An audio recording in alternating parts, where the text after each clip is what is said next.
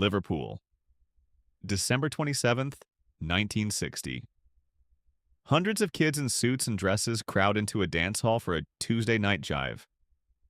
On stage, a tidy band in matching suits works through the usual crowd pleasers.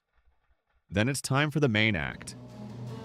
The curtains pull back and four young men in black leather launch into a sound so loud and so raw that every single person in the room stops dancing and rushes the stage. Just 2 weeks earlier, this band had been deported from Germany. They came home broke and humiliated, unsure if they'd ever play together again. This is the story of how the Beatles went from their lowest point to the night that launched everything. John Lennon once said, "We were born in Liverpool, but we grew up in Hamburg." And while their hometown gave the Beatles their identity, it was in Germany where the band turned into a force. And I think anybody who knows the history of the Beatles, if it hadn't been for Hamburg, there would be no Beatles. In the summer of 1960, their manager, Allan Williams, got them a residency on the Reeperbahn, Hamburg's red light district. The deal was brutal. Marathon sets, night after night, in front of rough crowds of sailors, gangsters, and drunks. We worked 8 hours a day in Hamburg. 8 hours a day for any musician is a lot of playing. And you've got to, if you don't want to repeat in that 8 hours, you've got to have some repertoire. The Beatles didn't give up. They leaned in, and by the end of the residency, they had transformed. The 7 hours a night thing, the practice, and having to enlarge the repertoire as far as possible, that really made you either good if you had what it took to be good, or you gave up pretty soon. But by the time we'd sort of done the whole thing, we'd come back from Hamburg with a repertoire, big bag full of swag, because it was all B-sides, all blues tunes. It was stuff that people hadn't heard. They went in as amateurs. They came out as a band that could play anything for anyone for as long as they needed. But they didn't come home as heroes. They returned in disgrace. The Hamburg residency collapsed in a matter of days. First, the authorities discovered that George Harrison was only 17, too young to be playing clubs past curfew. I got busted for being underage. Now, they had this kind of situation in Germany, which I'd never come across before, which was a curfew. And after 10 o'clock at night, anybody who was under 18 had to get out. And I was only 17. I was sitting in the band, and I started getting worried. And eventually, somebody found out we didn't have any work permits. So they started closing in on us, and the police came one day, and then they just booted me out. George was deported. Then Paul McCartney and Pete Best were ordered out on a trumped-up arson charge. Stuart Sutcliffe, the bass player, decided to remain in Germany with his new girlfriend, and John Lennon stayed behind, completely alone. Somehow they were all deported, and I was left in Hamburg playing alone with another group of musicians. It was quite a shattering experience to be in a foreign country. I was left there on my own. I came home on my own, with no money and just carrying amplifiers and guitars. When John finally made it back to Liverpool, he didn't call the others. For the first time, he genuinely questioned whether any of it was worth continuing. Is this what I want to do, man? I was always a sort of poet or a painter. But I thought, is this it? This sort of nightclubs and seedy sort of scenes, and being deported. And I thought hard about, should I continue doing this? Back home in the middle of the academic year and unable to resume his studies, Paul McCartney took a temporary job. He expressed a similar sentiment. After Hamburg, it wasn't too good. Everyone needed a rest. None of us called each other, so I wasn't so much dejected as puzzled, wondering whether it was going to carry on or if that was the last of it. For a few quiet weeks, the Beatles were scattered, exhausted and full of doubt.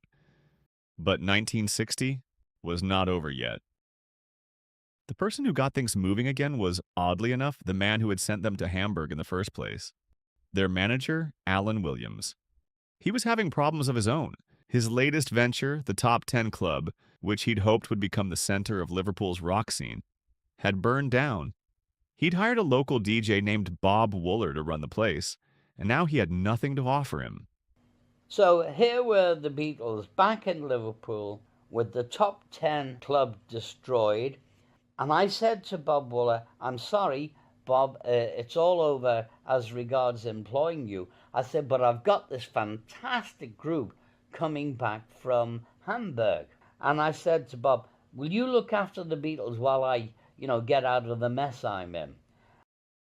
Meanwhile, the Beatles' first show since returning was at the Casbah Coffee Club, a basement venue run by Pete Best's mum, Mona. They were missing most of their equipment, left behind in the chaos of the deportation. Since Stuart Sutcliffe had remained in Hamburg, they were also missing a bass player. They recruited Chas Newby, a friend of Pete's, to fill in. They'd just come back from Hamburg, minus their bass player, and Pete Best, who was the drummer then, who was a good friend of mine, he got me the gig playing bass with them. Posters around the Casbah declared "The Beatles," direct from Hamburg, Germany. The basement was crammed with regulars who knew the boys well, but no one was prepared for what they heard. Something had changed in Germany, and the crowd went wild. I think the Casbah Club was the start of people's recognition that the Beatles had changed from being any other band from Liverpool into something special. Bob Wooler saw it too, and he saw an opportunity. He'd been hired as host and DJ by a promoter named Brian Kelly, who ran a string of dance halls across North Liverpool. Kelly needed a group for December 27th. He said, look, I'm leaving you to arrange the program. Well, that allowed me to put them on at peak time, you see, maximum impact time. Now, this is very important. I had said to them, you're going on the top spot. And I know they were pleased about this, because it gave them a little boost to, how they felt. On Tuesday, December 27th, hundreds of young Liverpudlians filed into Litherland Town Hall. Ladies in dresses, lads in suits and ties. It was one of many jive dances Brian Kelly promoted over the festive week. The Deltones and the Delrinas played first, polished, presentable, and safe. That's why, we became popular, because they couldn't believe it. There was all these and then suddenly we come on. And then it was the Beatles' turn. The hall buzzed. Bob Wooler stepped to the microphone. And I announced that here they were, direct from Hamburg, the sensational Beatles. I'm gonna tell Aunt Mary about Uncle John. He said he had to visit, but he got a lot of fun out, baby. And then suddenly we come on, wild men in leather suits. As the curtain swept open, Paul launched himself into Long Tall Sally. It was so exciting. The moment the Beatles struck up and did their stomping, everybody, every kid froze, and then they all run to the stage and started screaming.